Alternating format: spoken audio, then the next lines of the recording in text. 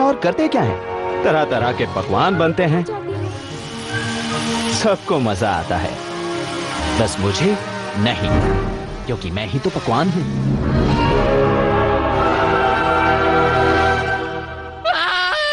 वैसे मेरा नाम है तंदूरी और मैं हूं मुर्गा।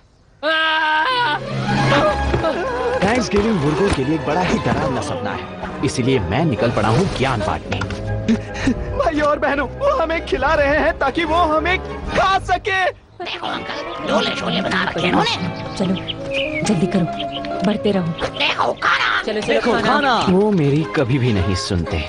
ये मुर्गे होते ही मुर्गा छाप हैं, एकदम बेवकूफ। ये देखो।